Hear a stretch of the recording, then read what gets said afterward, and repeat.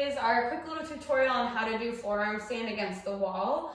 Ideally, you're gonna wanna have a block or two. I only have one block laying around my house, so I'm using a block and this big random book that I found. So you can totally use books, you can use any kind of square object that has a little weight to it so that it won't like flop around while you're using it. But whatever you have that's like this kind of shape will work really well. And then the way you're gonna wanna set it up is you're gonna take one of your blocks the long way and put it up so it's flush against the wall. And then you're gonna take your other block or your book or whatever it is that you have and you'll put it the wide way against the other block. So it's gonna look like this against the wall.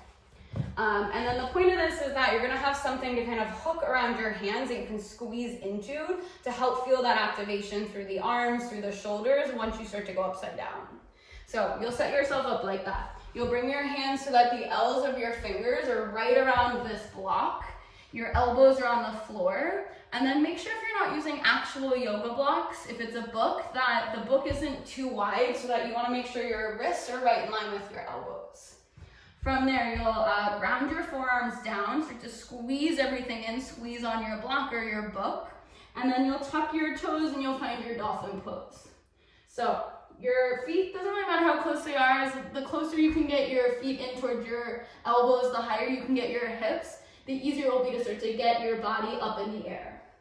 Pick whatever leg you like, send it up into the sky, bend your bottom knee, and then just kick yourself up, see if you can catch the wall, right? It might take a few times just to get both feet up to the wall. You might kind of crash land, but the wall will be there to catch you. If this feels too far, you can always get rid of that first block.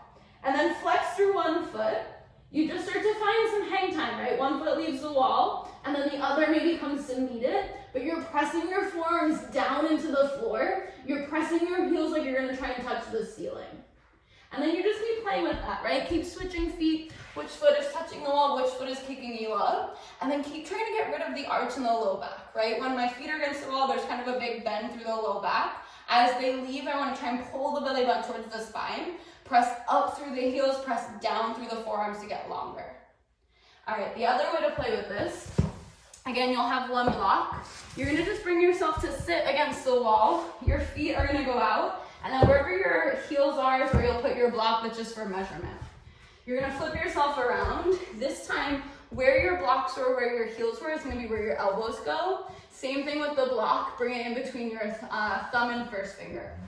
And then from here, you're gonna bring your legs up the wall. So we're gonna do it reverse on the wall. So you'll tuck your toes, start to crawl your feet up the wall. Bring your feet so they're at hips width distance, and then shoulders are right over the elbows, right? This is gonna be a big one. Squeeze the belly button towards the spine, press the forearms down into the floor. Maybe you start to lift one foot, come to your tiptoes of the other foot. Maybe you switch sides, right? But feel your breath here, and then you can stay for as many rounds of breath as feels good. Just a great way to prep the shoulders, prep the upper body for what it's gonna feel like when you're fully upside down on your own. Again, if you have any questions, feel free to leave them in the comments to reach out to me. Hope you enjoy, and good luck with your forearm stand.